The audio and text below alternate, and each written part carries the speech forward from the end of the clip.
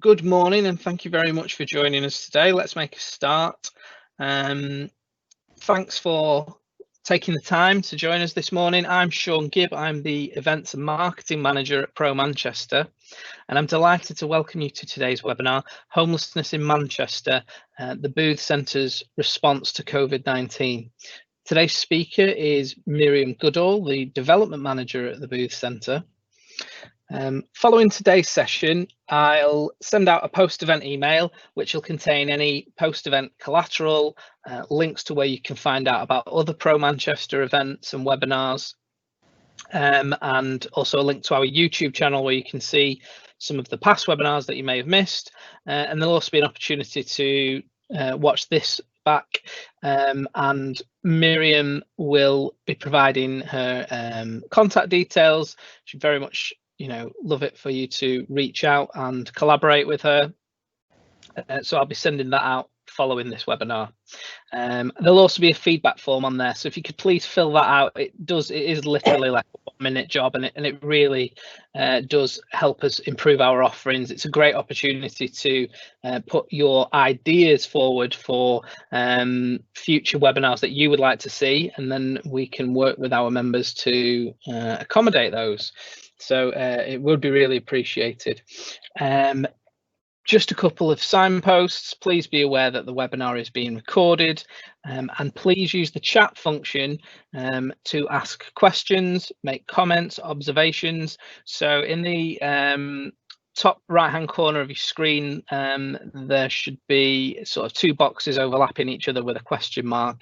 So if you just click on there, I'll say hi in a second, and then you can put forward any questions and comments and observations, as I say, and we'll address those towards the end, and we'll try our best to answer as many as possible.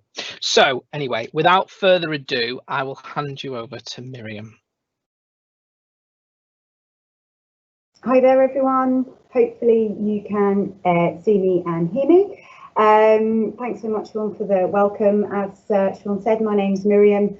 I have the privilege of working at the Booth Centre, which is a charity over past Victoria, nicely squeezed in between the prison and Victoria Station, if you don't know where we are.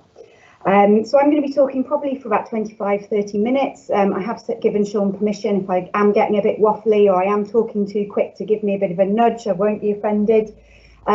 Really keen to hear any questions you've got. Sean's kindly going to be sort of managing the Q&A box, and there'll hopefully be a session chance at the end for us to go through those.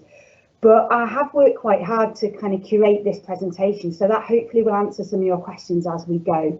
But as I say, this is hopefully a bit of a two-way dialogue between us, because you won't have missed the headlines, the TV programmes, media, social media, highlighting what has been a really challenging time for everyone, but particularly those people that find themselves homeless in our city. And the Booth Centre are just one of many charities, agencies and organisations that have been working together since the start of the year, really, or when we were entered into the pandemic and lockdown, to do our best for those folks that have found themselves homeless in our city. So hopefully you'll hear a bit more about that from the Booth Centre, but also other charities as well.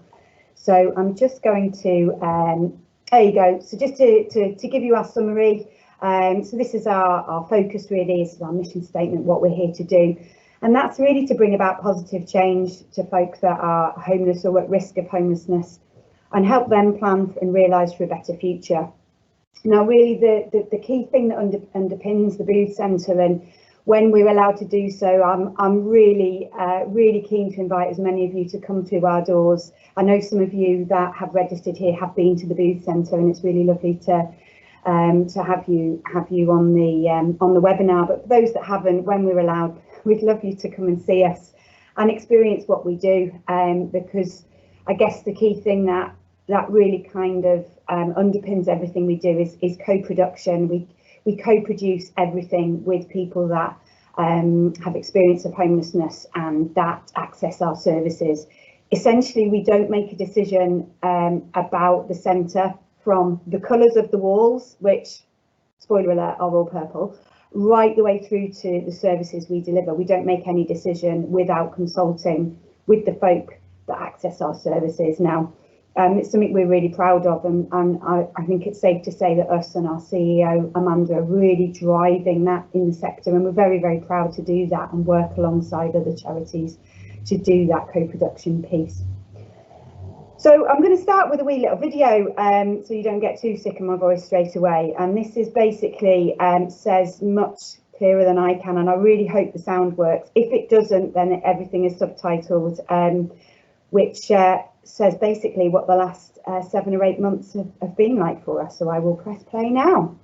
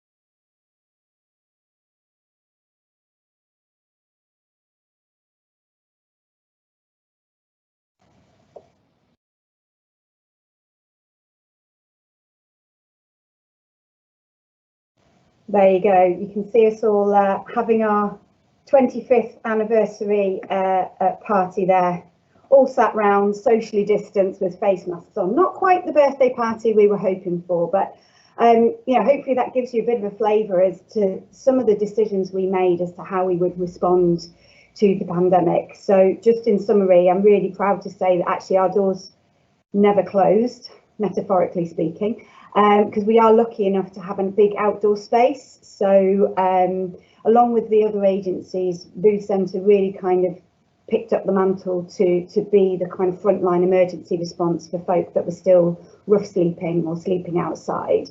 And some of our other partners and charity friends took on the mantle of doing more outreach, so taking food out to people, food parcels, emergency support, that kind of thing. So yeah, we operated completely from our garden, and I'll be sharing some kind of stats as to what that actually looked like in practice later on.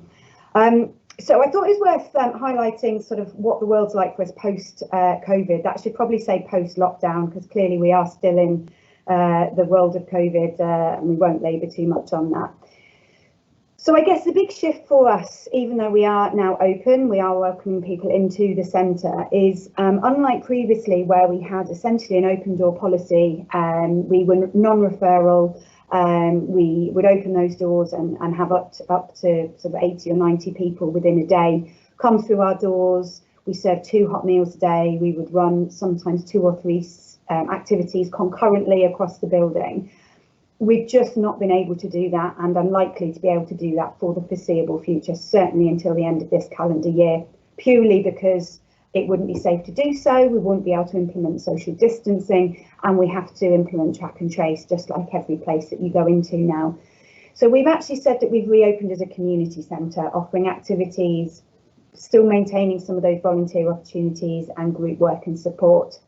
And essentially what we're now asking people to do is, if they are wanting to come and take part in one of our activities and access all of the support that we offer, they need to let us know in advance, and people can either text us, they can drop us an email. We are texting people. We run a daily text service, and you'll find out more about that shortly. So it is a shift, and it has been a shift for us and our staff and our volunteers, but also for the people that access our service. But really pleased to say very, very quickly, everyone's clicked into this new way of working. And actually what we are seeing, which we couldn't have foreseen, is actually the benefits of that, of giving people agency, giving people responsibility to engage with us, to take that that agency for themselves, to let us know that they want to attend. And actually that's something that we never offered before. We were very much there for people to come and go, drop in, drop out. And actually the work that we're doing with a smaller number of people, and you can see on the slide, it's 30 people a day now that are attending our sessions and our volunteering opportunities. But the work that we're able to do with those people is much richer. We're able to have much more quality contact and that wraparound service. If somebody's attending the gardening session on a Monday, for example, it gives us the opportunity to help them with their accommodation, their health needs, help them get a doctor if they need benefits. Whereas before it was much more light touch because of the volume of people we were supporting. So we will continue to signpost people to services that are operating remotely, so other agencies, other support services in the city. But unfortunately, we're not opening the cafe or the drop-in services, as I've already said. However, those that do attend this activity in the morning, so we do gardening, we do pottery, job club, which is always very, very popular. We're still doing our English as a second language courses. We're still running qualifications, and anybody that does sign up for that, we provide a hot meal for as well.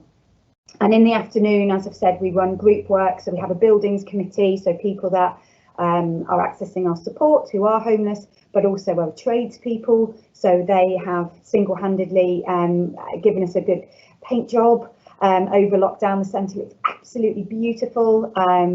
We run a women's group, and that all takes place in the afternoon. So that gives you a bit of a flavour as to how things have changed, but how we're still able to underpin our activities alongside our values. So we also mentioned in the video that we ran our Connecting Through Activities programme. So when we went into lockdown, the first thing we did, as you saw in the video, was actually meet with folk that are homeless, that are accessing our services, to ask them, what is the most important thing? If we can only do 3 things for you, what is it? And clearly help with accommodation was one, that goes without saying, but the second most important thing was activities, that social interaction, that reason to get up in the morning, that purpose. We all need, it's a human need, it's in us, we need that purpose. And so we developed a rather back of a piece of paper set of activities that throughout lockdown, as the weeks went on, we refined, we got creative, pretty much everybody in the centre got involved.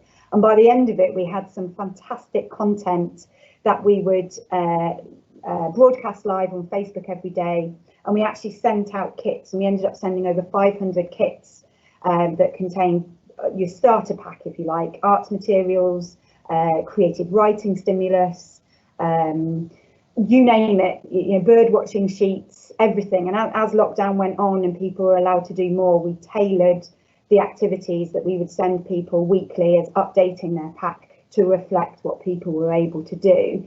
So I've got another video here because this again just sort of highlights it much better than I could. So take a look.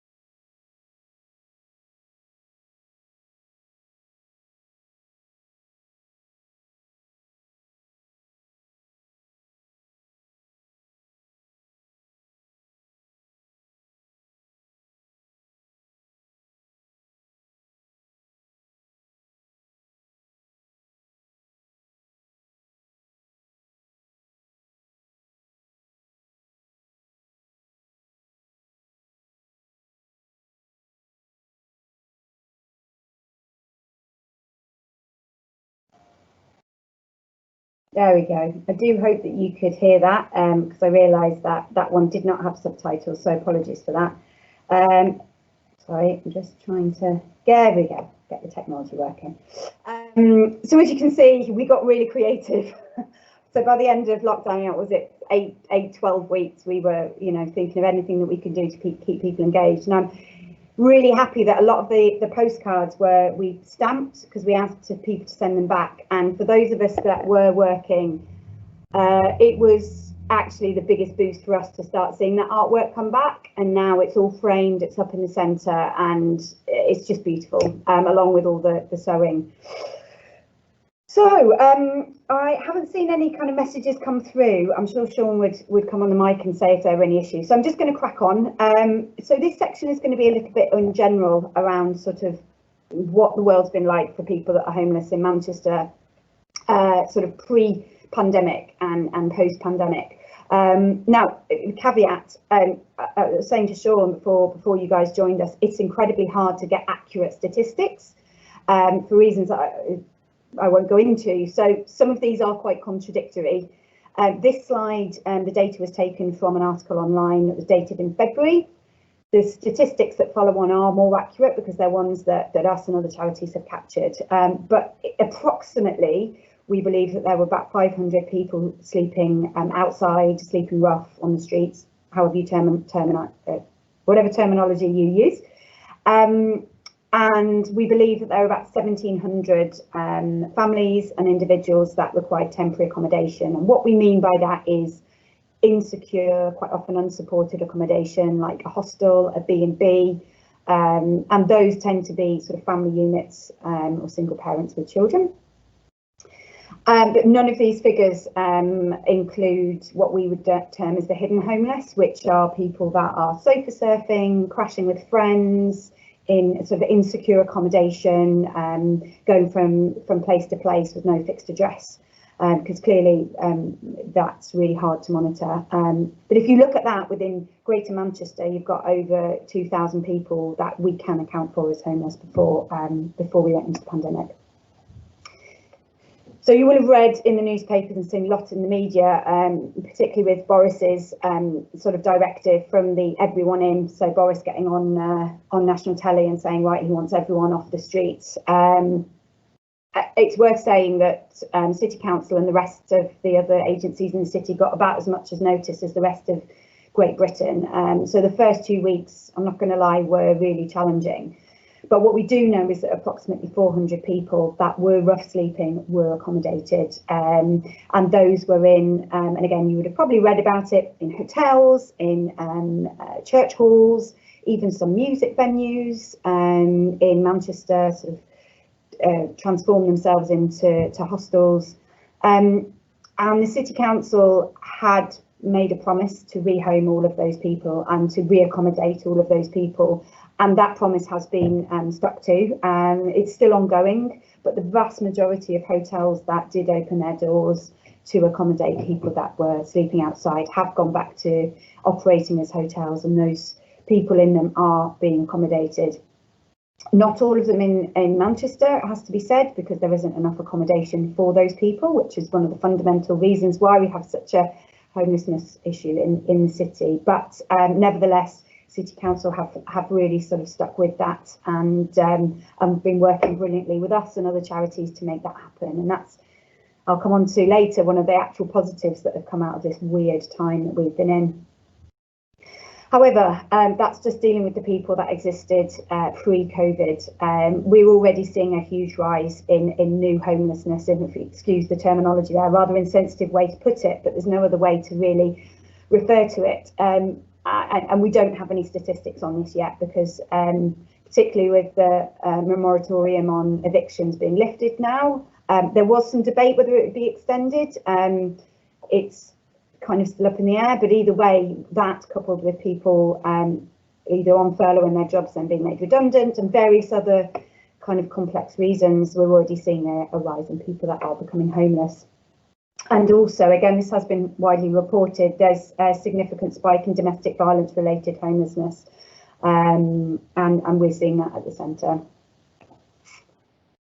However, as with all crises, there are sort of little shoots of unexpected positivity, and you know, really happy to share some of those.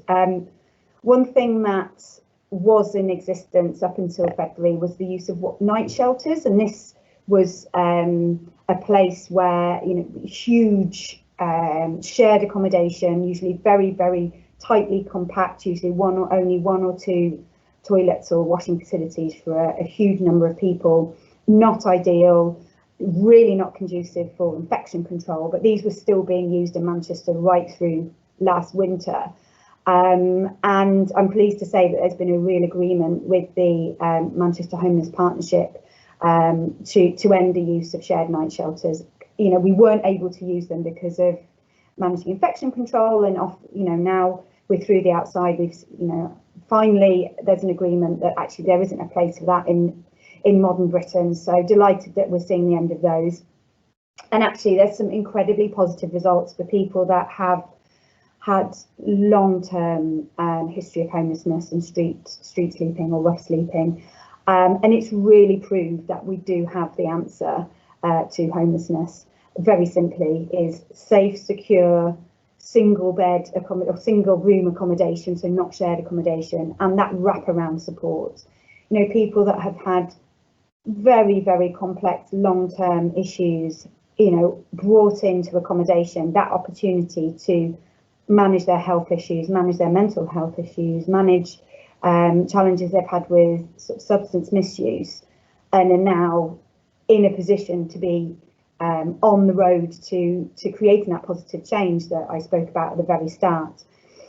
There's also a real commitment from all parties for no going back, and actually some of our sort of bigger charity partners, the likes of Shelter and Crisis, who have sort of policy and lobbying departments, are really driving this, and the Booth Centre are very proud to be sort of standing shoulder to shoulder with them. We can't go back. We've proved that we know what the answers are. We just need to make sure that we are structured in the UK and in Manchester specifically to be able to deliver on that and sustain that.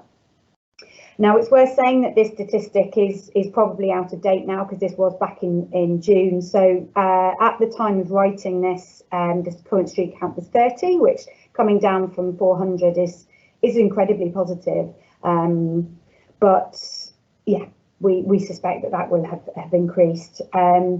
And yeah, another positive is we continue to work with other partners to end the need for anyone to sleep outside. And certainly in Manchester, we have always worked really, really collaboratively. We've got a Manchester Homeless Partnership, which brings everyone together. But actually, this has kind of really forced us to put that into play. And as a city, we should be very, very proud of how we are responding.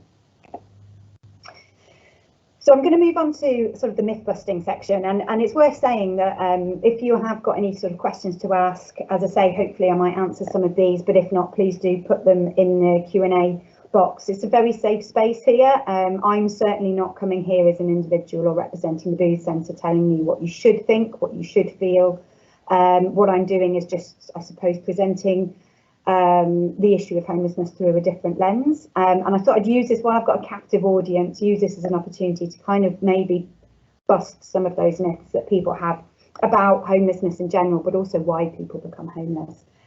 The first one is homelessness doesn't always mean sleeping outside. In fact, the majority of people that present as homeless will have a physical roof over their head, it just won't be their own. What is deemed as homelessness is somebody that doesn't have their own secure place to call their own. So if it's temporary accommodation, if it's emergency accommodation, if it's a refuge, if it's a shelter, if they're sleeping on someone's living room floor, they're crashing with their family and it's unstable, they're homeless. And often it's not just one issue, it's not just one thing that means somebody is homeless, it's usually a number of complex issues, and it can happen frighteningly quickly.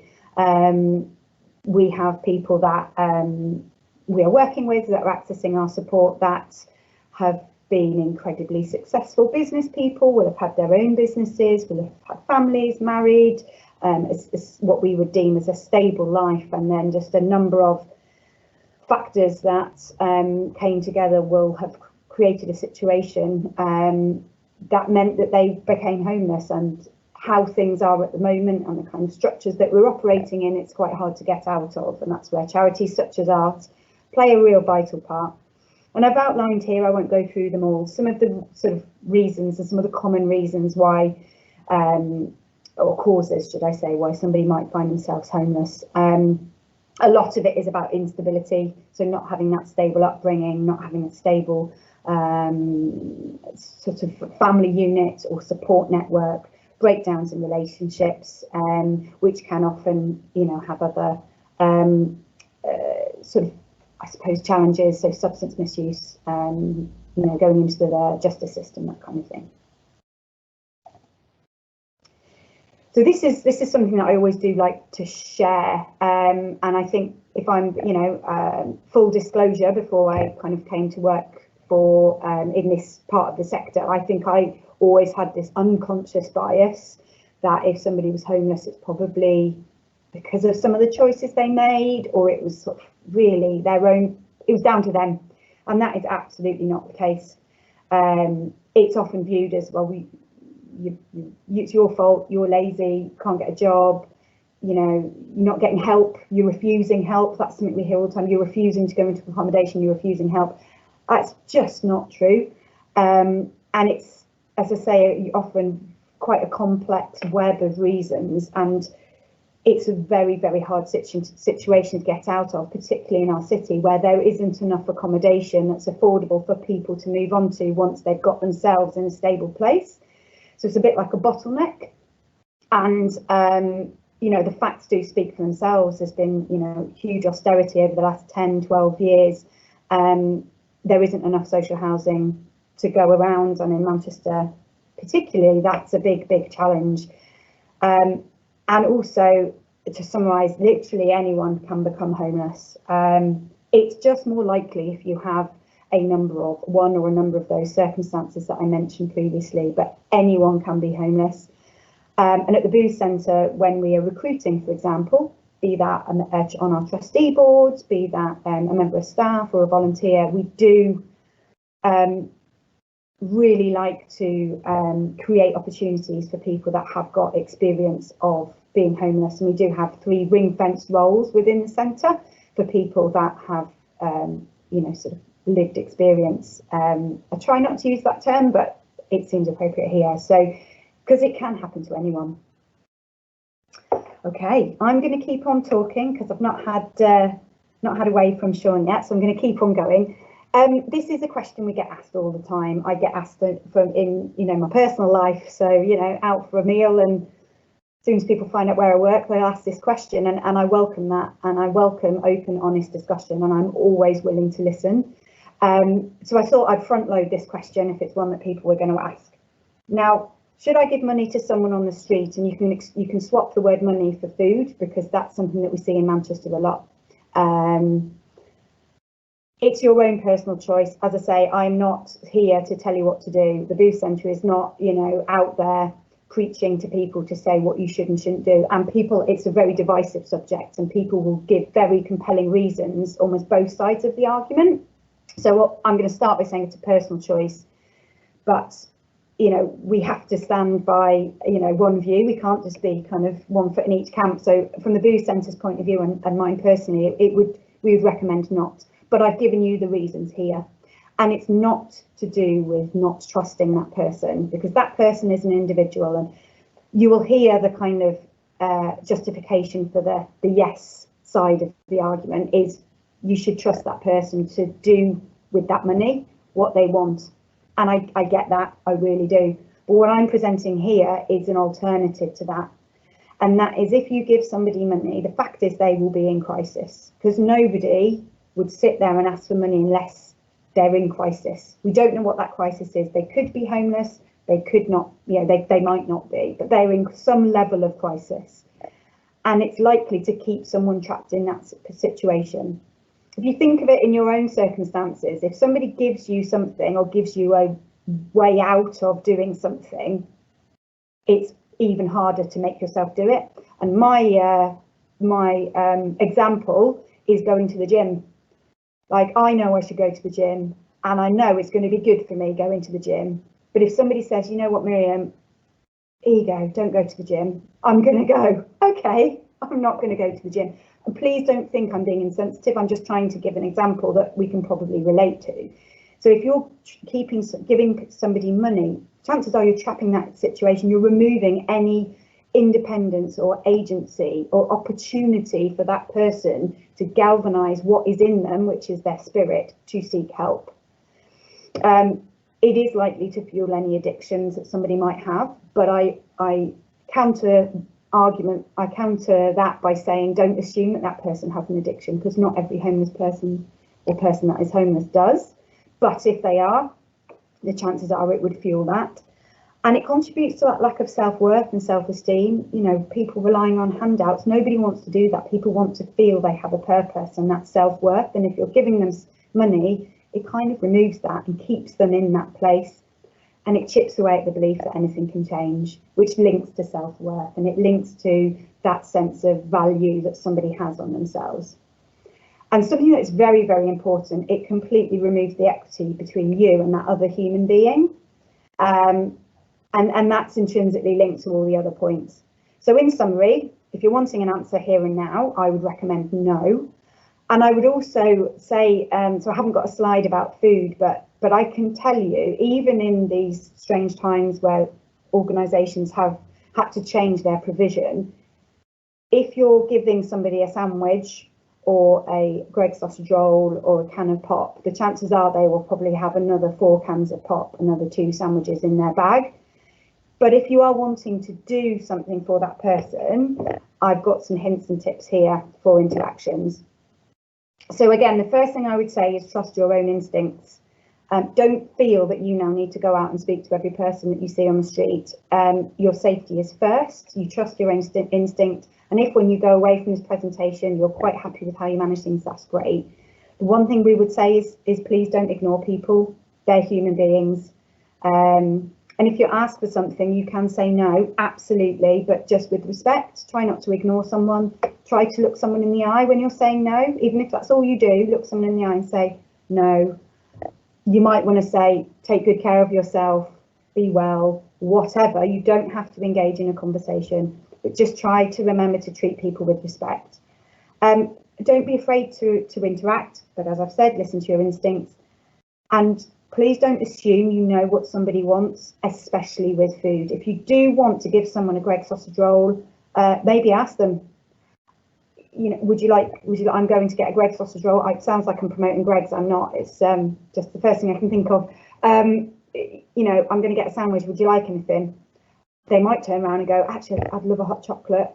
If it's a lady, and again, up to you how you manage this, but that lady might want some sanitary protection. She might want some wet wipes. You don't know. If you are wanting to help, give somebody the opportunity to respond with something that they want or they need.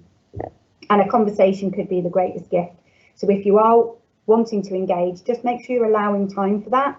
And please don't try and offer advice or long-term support, particularly if you feel that you've got knowledge that you might want to impart. Try and signpost them to sort of professional agencies. And you can find this on StreetLink, which is a website that holds information on all the local service providers. So I'm going to wrap up now. I am just keep waffling. I'm sure, hopefully you're all still awake. But I am here representing the Booth Centre, and hopefully I've given you a little bit more of a flavour as to how things have been in the city. We are just one of many charities that are amazing and incredible, and we are just one of many that need help. But you know, it wouldn't be using the best opportunity while you're all sat here listening to say we really need your support. We've got none of our events that are taking place this year. Sleep Out, which normally happens, we invite 400 people to sleep out at the cathedral. That's not happening. That can raise up to £200,000 for us a year.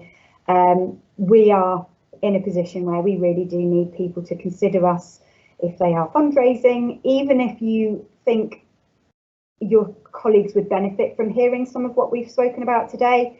Please do get in touch. I can come and deliver a lunch and learn.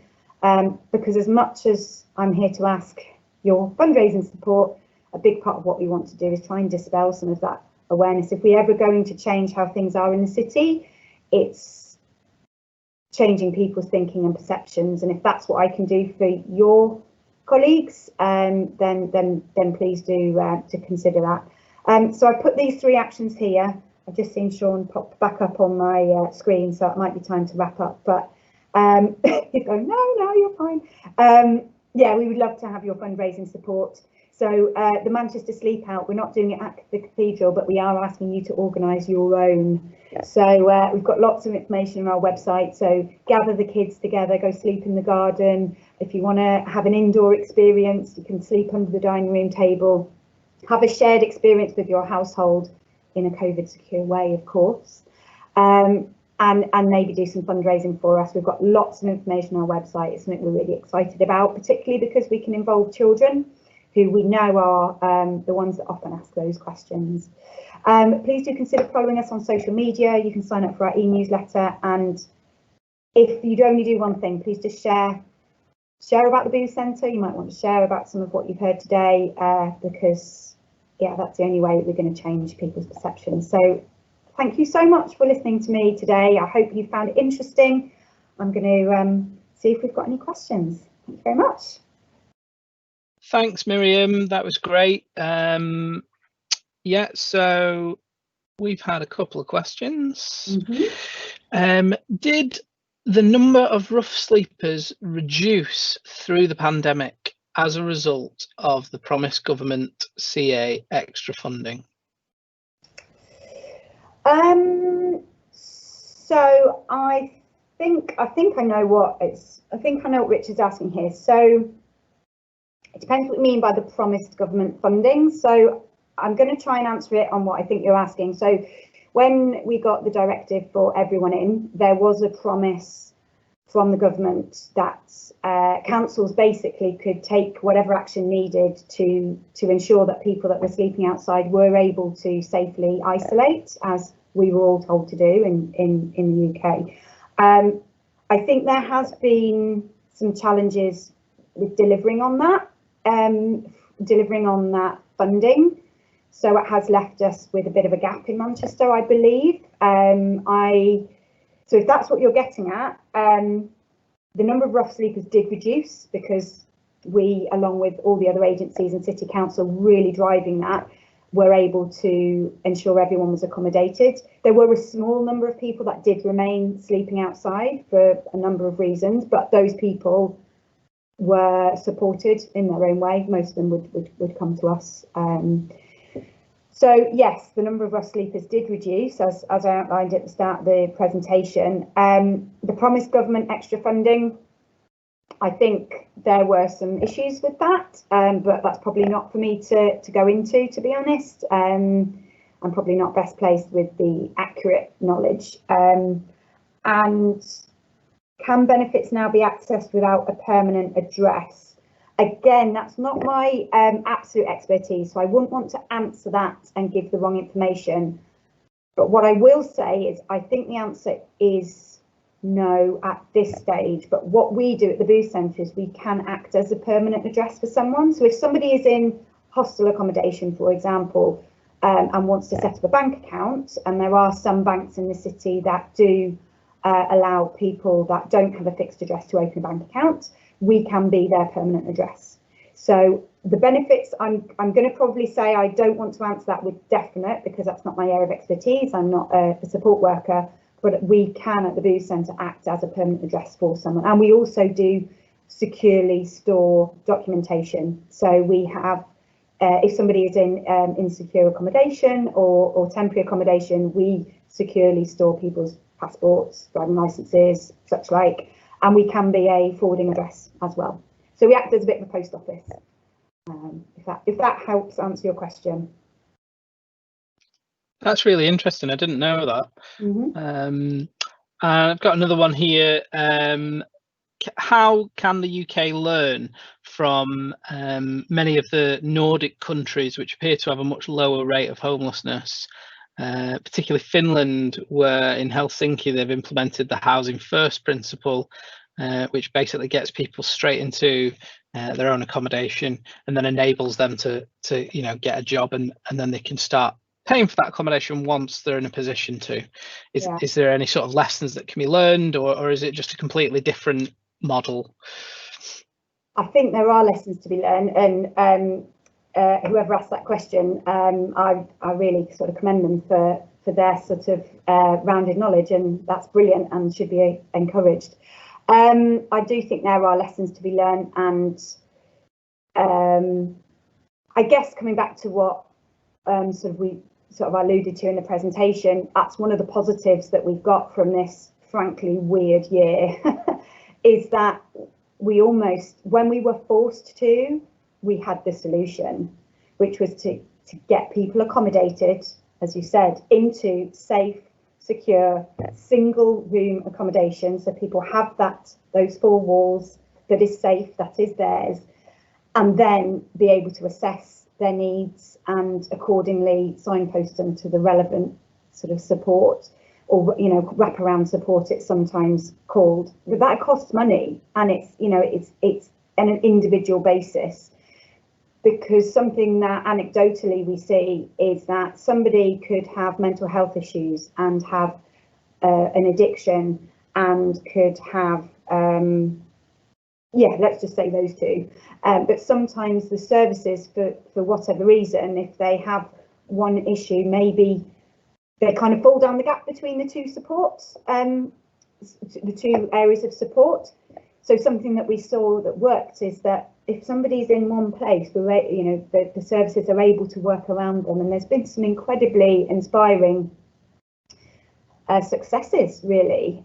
So I do, to come back to the question, I do think that there are some real learnings, but we're set up in a very, very different way in the UK. We have a bigger population, our conurbations are different, the way our cities are built are different, the drivers and priorities for decision makers and the people that hold the power, you could argue, is different to some of our Nordic neighbours. But I think where we're best starting is taking learnings from our own, our own experience here in Manchester, and but that does cost money. I think can't get away from that. Well, that's all the questions we've got, Miriam. So I guess all that leaves for me to say is a big thank you to Miriam for that wonderful presentation. A big thank you to the Booth Centre for hosting, and a big thank you to all of you for taking the time out of your morning to attend. So thank you very much, and I will see you all next time on our next webinar. Thank you.